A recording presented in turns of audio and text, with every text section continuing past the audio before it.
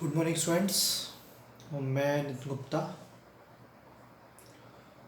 आज आपको class 10th में कल तक मैंने आपको बता दिया था एक्सरसाइज 5.4 आपकी कंप्लीट हो गई थी। आज मैं आपकी एक्सरसाइज स्टार्ट करूँगा। सॉरी 3.4 कंप्लीट हो गई थी और मैं आज आपकी एक्सरसाइज 3.5 स्टार्ट करूँगा। ठीक है, exercise 3.5। Which of the following pair of linear equation has unique solution, has no solution, or has infinitely many solution? In case if there is a unique solution, find it by using cross multiplication method. Method आपको मैं एक video में बता चुका हूँ, तीनों methods कैसे बनाए जाते हैं, एलिमिनेशन, सब्सटीट्यूशन और क्रॉस मल्टीप्लिकेशन मेथड। तीनों मेथड हम आपको बता चुके हैं और ये सॉल्यूशन भी बता चुके हैं। फिर भी एक बताते हैं और एक बताएंगे, बाकी आप लोग होमवर्क में सेल्फ करेंगे। अब सबसे पहले तो थोड़ा सा हल्का सा रिवीजन कराते हैं कि किस सॉल्यूशन में क्या होता था। हमने एक चार्ट बनवाया था, 3 कंडीशन होती थी। पहली कंडीशन क्या होती थी कि a1 upon a2 is not equals to b1 upon b2। दूसरी कंडीशन होती थी कि a1 upon a2 b1 upon b2 के तो बराबर है, लेकिन c1 अपॉन c2 के बराबर नहीं है। ठीक है। तीसरी कंडीशन होती थी कि a1 upon a2 equals to b1 upon b2 equals to c1 upon c2।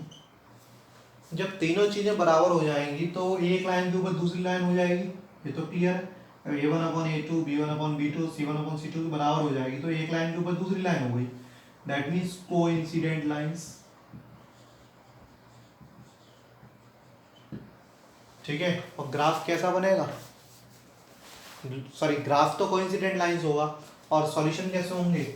Many solution. ठीक है। क्यों? जैसे इसका a1 और इसका a2 बराबर है, b1 b2 बराबर c1 अपॉन c2, मतलब ये बराबर हो गए, तो इसका मतलब ग्राफ जो बनेगा वो एक लाइन के ऊपर दूसरी लाइन ही तो बनेगी। एक लाइन के ऊपर दूसरी लाइन बनेगी। अब एक लाइन के ऊपर दूसरी लाइन बनेगी तो लाइन कैसी हुई? ग्राफ पे कोइंसिडेंट लाइंस हुई। और कोइंसिडेंट लाइंस होती हैं तो उसके सॉल्यूशन कितने होते हैं? क्योंकि बहुत जगह पे वो एक दूसरे को मिलते हैं तो as a solution many solution होते हैं। इस केस में क्या होता है? पैरेलल लाइंस बनती हैं और पैरेलल लाइंस में नो सॉल्यूशन होता है। ठीक है। और ये तो अपना है ही इंटरसेक्टिंग लाइंस, सिंपल सा यूनिक सॉल्यूशन, और वन सॉल्यूशन या यूनिक सॉल्यूशन। ये केस आपको मालूम थे। ठीक है, तो आप इसी पे वर्क करते हैं। पहला क्वेश्चन है, जैसे फर्स्ट क्वेश्चन क्या है उसको समझिए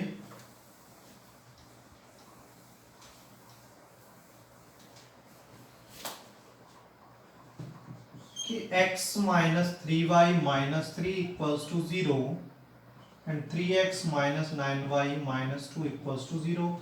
ये बताना है किस तरीके की इक्वेशन है। ठीक है, आइडेंटिफाई करना है ये किस तरीके की इक्वेशन है और हमको आइडेंटिफाई करना है कि अगर ये यूनिक सॉल्यूशन है तो इस यूनिक सॉल्यूशन को हम कैसे सॉल्व करेंगे। भाई क्रॉस मल्टीप्लिकेशन से हमें सॉल्व करना है। ठीक है, तो अब देखिए जरा, इसमें a1 क्या है? 1 है। b1 क्या है? -3 है। c1 क्या है? -3 है। a2 क्या है? 3 है। b2 क्या है? -9 है। c2 क्या है? -2 है। ठीक है, तो अब यहाँ पे हम a1 अपॉन a2 निकालेंगे, फिर हम b1 अपॉन b2 निकालेंगे,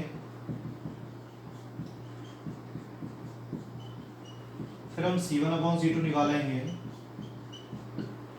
तो हमें दिखाई दिया यहाँ पे कि a1 upon a2 b1 upon b2 के बराबर है, लेकिन c1 अपॉन c2 के बराबर नहीं है। a1 upon a2 b1 upon b2 के बराबर है, लेकिन c1 अपॉन c2 के बराबर नहीं है।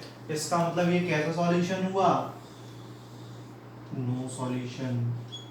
अभी हमने जस्ट बताया आपको। ठीक है, अच्छा एक और एग्जांपल इसी का एक पार्ट और कराते हैं। जैसे फॉर एग्जांपल फोर्थ पार्ट लेते हैं।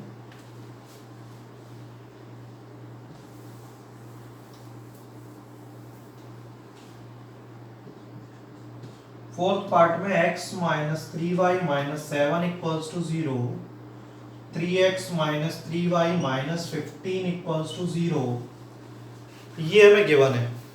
ठीक है, तो यहाँ पे हम a1 निकालते हैं तो a1 1 है, b1 क्या है -3 है और c1 क्या है -7 है। a2 क्या है 3 है, b2 क्या है -3 है, c2 क्या है -15 है। कोई डाउट नहीं।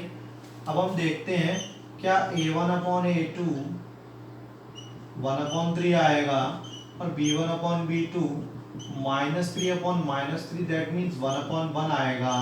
क्या a1 upon a2 b1 upon b2 के बराबर है? नहीं है। तो ये सॉल्यूशन कैसा हुआ? यूनिक सॉल्यूशन हुआ, मतलब ओनली वन सॉल्यूशन हुआ। अब जब यूनिक सॉल्यूशन है तो इसको हमें भाई क्रॉस मल्टीप्लिकेशन सॉल्व भी करना है। तो हम इसको क्रॉस मल्टीप्लिकेशन से कैसे सॉल्व करेंगे वो देखते हैं इसको आगे। तो अब ये तो पता चल गया कि इसका सॉल्यूशन यूनिक है। अब हम क्या करते हैं, on by cross multiplication method से हम कैसे इक्वेशन को सॉल्व करते हैं। तो देखिए जैसे हमने यहाँ पे x, उसके लिए क्या करते थे x y और 1 यही करते थे ना। b1 से स्टार्ट करते थे, b1 b2 फिर c1 c2 फिर a1 a2 फिर b1 b2, मतलब b1 b2 दो बार आता था, फर्स्ट और लास्ट टाइम, b फिर c फिर a फिर b।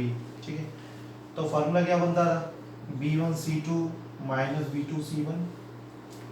दूसरा क्या बनता था c1 a2 minus c2 a1 और a1 b2 minus a2 b1। Is that clear? तो फार्मूला हमारा क्या बना, x अपॉन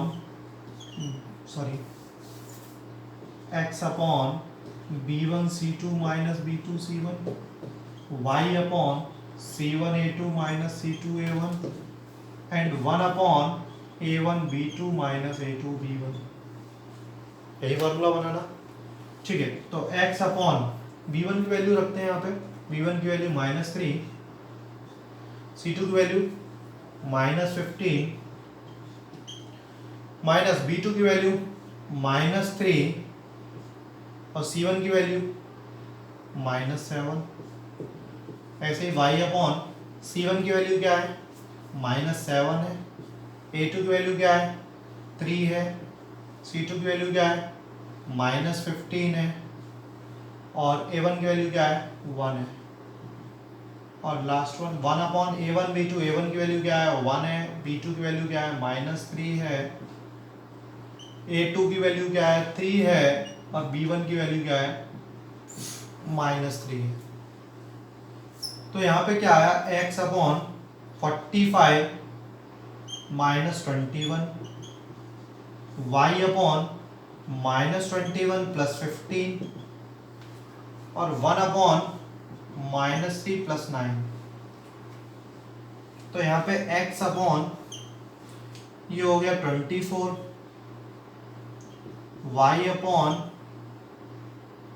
-6, ठीक है, और 1 अपॉन 6। यहाँ तक क्लियर है? अब फर्स्ट और लास्ट लेते हैं, जैसे x अपॉन 24, यहाँ पर इसको सॉल्व करते हैं, इसको रब कर देते हैं।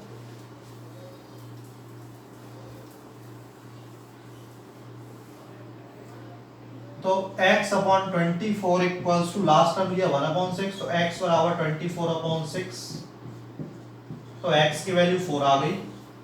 ठीक है, और सेकंड और लास्ट लेंगे तो y upon -6 is equals to 1 upon 6, तो y equals to -6 upon 6 that means -1। इस तरीके से x और y की वैल्यू हमने फाइंड आउट कर ली। ठीक है, इसके आगे बढ़ते हैं। ये इस तरीके से आपको चारों पार्ट करने हैं। हमने फर्स्ट और फोर्थ पार्ट बताया है, सेकंड थर्ड आपका होमवर्क है। Now the second question is for which values of a and b does the following pair of linear equation have an infinite number of solution? मतलब क्या है, फिर से सुनना, for which value of a and b की किस value के लिए जो हमारी लीनियर इक्वेशंस हैं वो इनफाइनाइट नंबर ऑफ सॉल्यूशन को शो करें। इनफाइनाइट नंबर ऑफ सॉल्यूशन कब आता है, जब a1/a2 equals to b1/b2 equals to c1/c2, जब तीनों बराबर होते हैं तो इनफाइनाइट सॉल्यूशन आता है। और जो लाइन होती है वो दूसरी लाइन के ऊपर होती है, दैट मीन्स, समझ में आ गई होगी, ठीक है। अब आपको बताते हैं सेकंड का first part. 2x plus 3y equals to 7 है और a minus b x plus a plus b y equals to 3a plus b minus 2 है। तो इनफाइनाइट नंबर सॉल्यूशन है, then we have to find the value of a and b। Infinite number of solution for infinite number of solution a1/a2 is equals to b1/b2 equals to c1/c2। Is that clear? a1 क्या है 2, a2 क्या है a minus b, b1 क्या है 3, b2 क्या है a plus b, c1 क्या है -7, क्यों इधर लेके आएंगे तो माइनस का 7 हो जाएगा, और c2 क्या है -3a plus b -2, minus minus cancel हो जाएगा, बात कोई नहीं पड़ेगी लेकिन आपको करना है ऐसे ही, ठीक है। अब हम इक्वेशंस बनाते हैं, ये फर्स्ट, ये सेकंड और ये थर्ड है। First we have to take first and third, ठीक है। तो 2/a minus b equals to 7/3a plus b minus 2। Cross multiplication करेंगे तो 2 3a plus b minus 2 equals to 7a minus b। Is that clear? Now on multiplying 6a plus 2b minus 4 equals to 7a minus 7b। अब इस function को इधर ले जाते हैं तो ये क्या होगा 7a minus 7b minus 6a minus 2b plus 4 equals to 0, मतलब ये पूरा हम उधर ले गए। तो 7a में 6a गया तो a बचा minus 7b minus 2b minus 9b। Is that clear? Plus 4 equals to 0, तो इक्वेशन हमारी एक आ गई -9a minus a plus minus sorry a minus 9b equals to -4, equation number 1। अभी हमने क्या लिया था, पहला और तीसरा लिया था, हम लेंगे सेकंड और third. On taking second and third, तो 3/a plus b equals to 7/3a plus b minus 2। Cross multiplication करेंगे तो 3a plus b minus 2 is equals to 7a plus b। तो 9a plus 3b minus 6 equals to 7a plus 7b, ठीक है। तो अब इसको इधर लेके आएंगे 9a plus 3b minus 6 minus 7a minus 7b equals to 0। 9a में से 7 की गया तो कितना बचेगा 2a, 3b में से 7 की गया तो minus 4b minus 6 equals to 0, ठीक है। 2 कॉमन ले लें तो a minus 2b minus 3 equals to 0, 2 को 0 की तरफ भेज देंगे तो 0 हो जाएगा, तो इक्वेशन आएगी a minus 2b equals to 3, equation number second. ये दो इक्वेशन बन गई। क्या इक्वेशन बनी आपको समझ में आ गया होगा। अब आगे देखेंगे। अब पहली इक्वेशन हमारी क्या आई थी, a minus 9b equals to minus 4। दूसरी इक्वेशन आई a minus 2b equals to 3, minus किया तो ये प्लस का हो जाएगा, ये कैंसिल, ये माइनस 7b, यहाँ पे minus 7b equals to 1। Is that clear? अब b इक्वल्स टू 1 किसी भी इक्वेशन में रख दो, इसमें रख दो, putting this value in equation number 1। ये लैंग्वेज आप अपने आप लिख लीजिएगा, माइनस का 4 प्लस का 9, दैट मीन्स a की वैल्यू क्या आएगी आपकी 5। तो किस वैल्यू के लिए इनफाइनाइट नंबर ऑफ सॉल्यूशन होगा, a की वैल्यू 5 और b की वैल्यू 1 के लिए, ठीक है। समझ में आ गया? अच्छा, अब आगे बढ़ते हैं और ये आप सेकंड का सेकंड पार्ट अपने आप करेंगे। थर्ड क्वेश्चन हम आपको बताते हैं। थर्ड क्वेश्चन,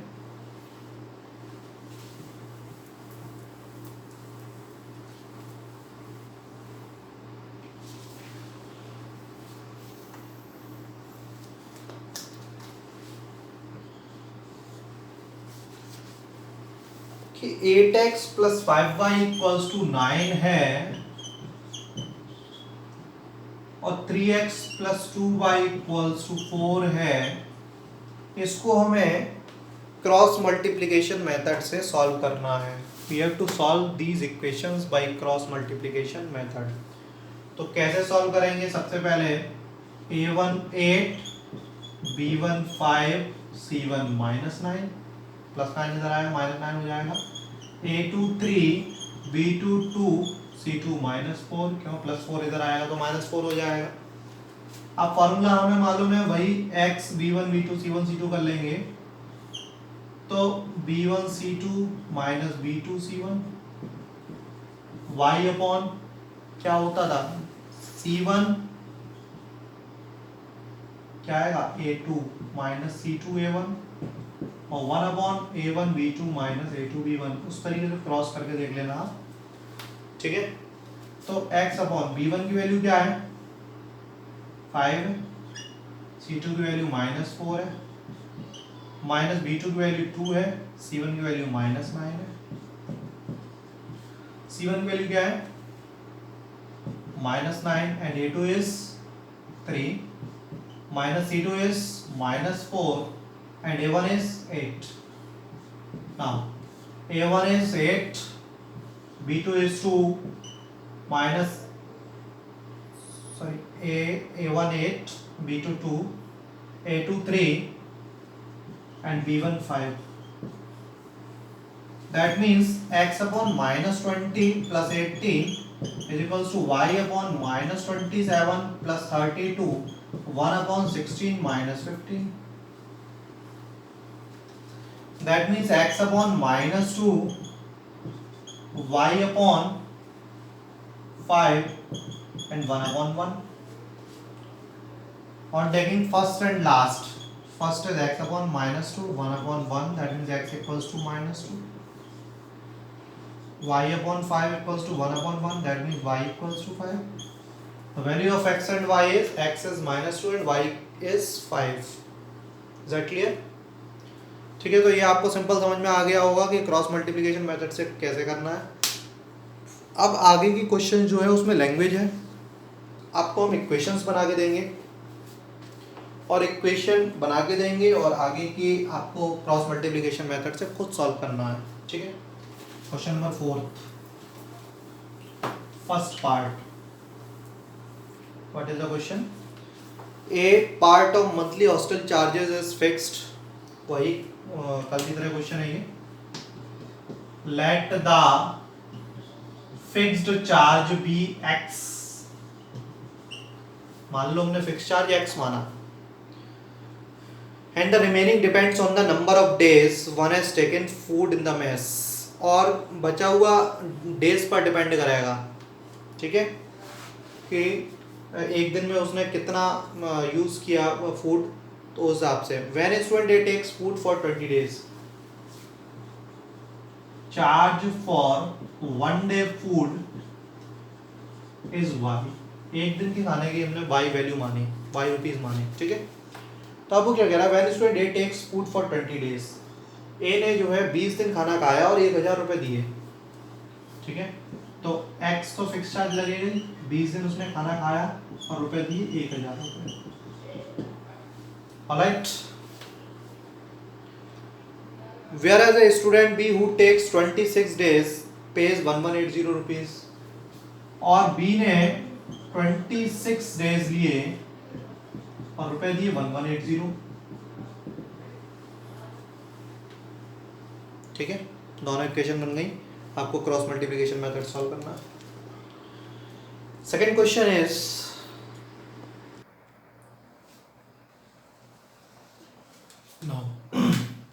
लेट द, ये इक्वेशंस आपकी बन गई, आपको एलिमिनेशन क्रॉस मल्टीप्लिकेशन मेथड से इसको सॉल्व करना है, आप खुद करिएगा।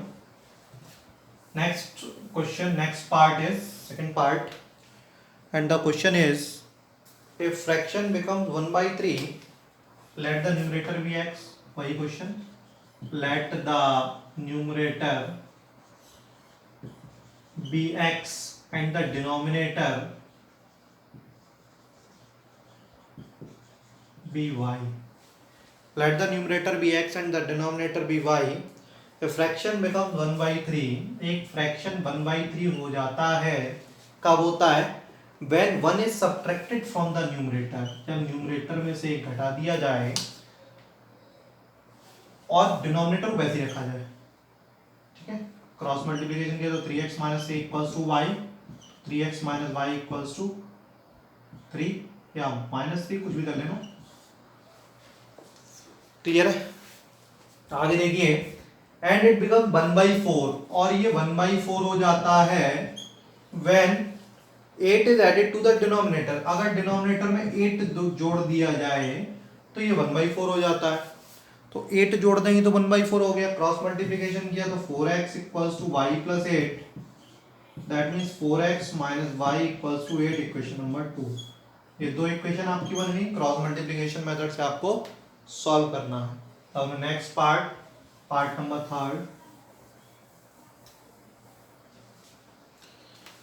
थर्ड पार्ट है, Yash scored 40 marks in a test. Yash ने एक टेस्ट में 40 नंबर लेके आया है।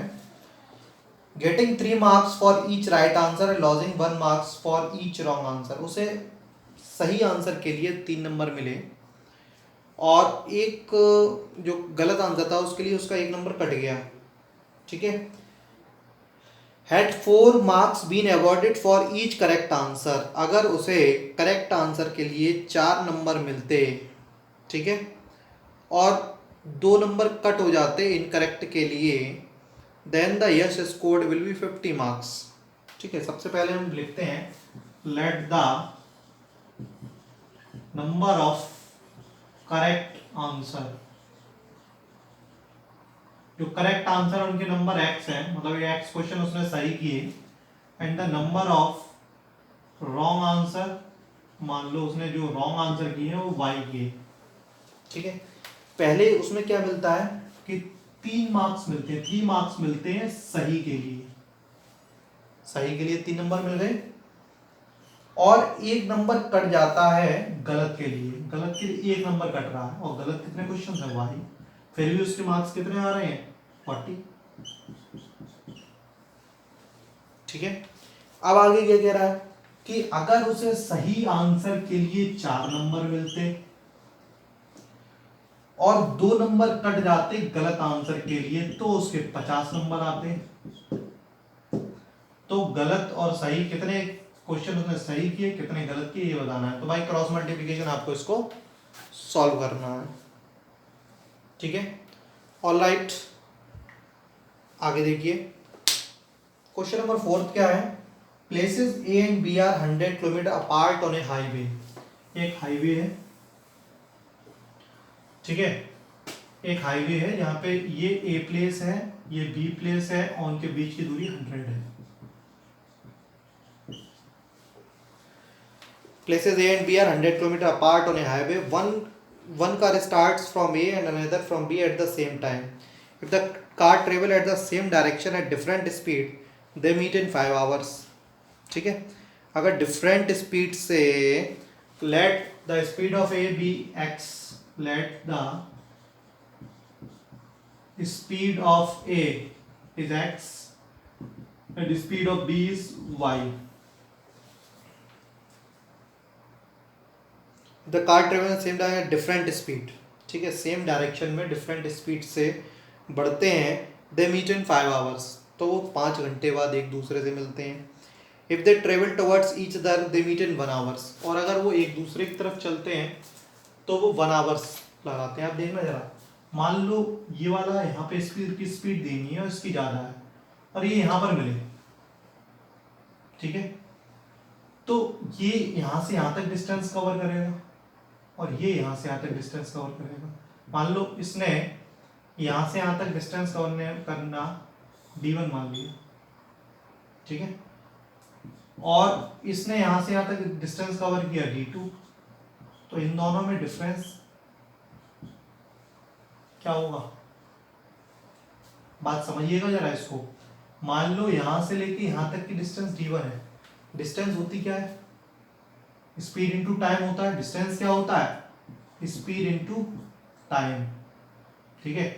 यहाँ से यहाँ तक जाने में इसको t1 टाइम लगा, यहाँ से यहाँ तक इसको जाने में t2 टाइम लगा, और दोनों में टाइम का अंतर क्या है, 5 आवर्स, ठीक है। इसको टाइम ज़्यादा लगेगा, इसको टाइम कम लगेगा, और दोनों के टाइम का अंतर 5 आवर्स। Is that clear? ठीक है, आपको समझ में आ रहा है कि नहीं आ रहा है? ठीक है, इतना क्लियर हुआ कि नहीं क्लियर हुआ? फिर से बताते हैं आपको हम। जैसे कि यहाँ पे है, एक यहाँ पे था, इन दोनों के बीच की दूरी 100 किलोमीटर है। Is that clear? ये मान लो इस x स्पीड से चलता है और ये y स्पीड से चलता है। Late the speed of a is x and b is y। अब एक चीज बताना जरा, यहाँ से यहाँ तक ये पहुंचा और ये यहाँ से यहाँ तक पहुंचा, ठीक है। तो यहाँ से यहाँ तक इसने मान लो d1 डिस्टेंस लेते हैं, d1 डिस्टेंस लिया, तो यहाँ से यहाँ तक इसने डिस्टेंस कवर की d1, और यहाँ से यहाँ तक इसने की d2। इन दोनों डिफरेंस कितने का है, 100 का। कोई डाउट नहीं। अब speed equal to distance upon time होता है, तो टाइम बराबर क्या होता है, सॉरी डिस्टेंस बराबर क्या होगा, स्पीड इनटू टाइम होगा। Is that clear? अब टाइम क्या, 5 घंटे लगे दोनों को, इसे भी यहाँ से यहाँ तक पहुँचने में 5 घंटे लगे हैं, इसको भी यहाँ से यहाँ तक पहुँचने में 5 घंटे लगे हैं। दैट मीन्स 5 टाइम 5 हो गया स्पीड x, इसका time 5 speed y।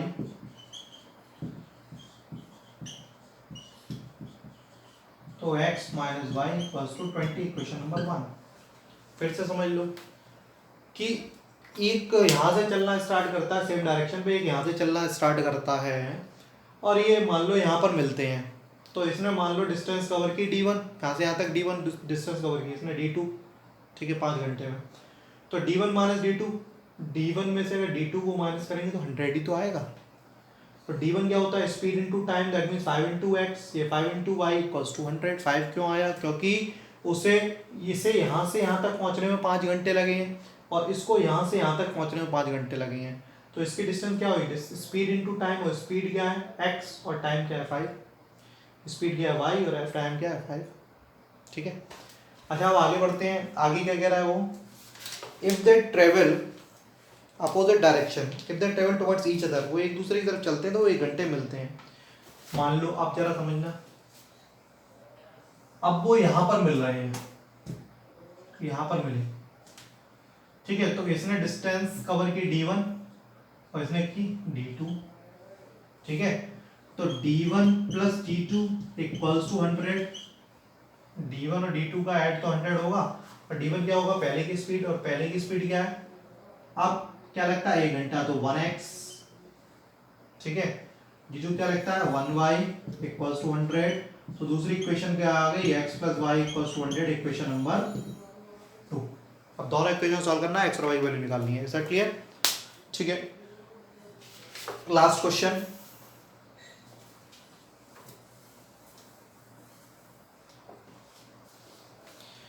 The area of rectangle gets reduced by 9 square unit. एक रेक्टेंगल का एरिया जो है, एरिया क्या होगा, लेंथ इक्वल्स टू x माना, ब्रेथ इक्वल्स टू y मानी, तो एरिया क्या होगा, x इंटू वाई होगा, ठीक है। अब उसने क्या कहा, if length is reduced by 5 unit, अगर लेंथ को 5 कम कर दिया जाए, and breadth is increased by 3 unit, और ब्रेथ को 3 बढ़ा दिया जाए, तो area, the area of rectangle get reduced by 9 square unit, तो एरिया 9 कम हो जाता है। तो यहां से जब मल्टीपल करेंगे तो xy plus 3x minus 5y minus 15 equals to xy minus 9, xy से xy कैंसिल हो गया, 3x minus 5y minus 15 plus 9 equals to 0, 3x minus 5y minus 6 equals to 0, equation number 1। आगे क्या कह रहा है, if increase the length by 3 unit, अगर length को 3 बढ़ा दिया जाए, एंड ब्रेथ बाई 2 यूनिट, और ब्रेथ को भी 2 बढ़ा दिया जाए। The area increased by 67 square unit, तो एरिया 67 स्क्वायर यूनिट बढ़ जाएगा। ठीक है, इसको भी सॉल्व कर लेंगे। कैसे?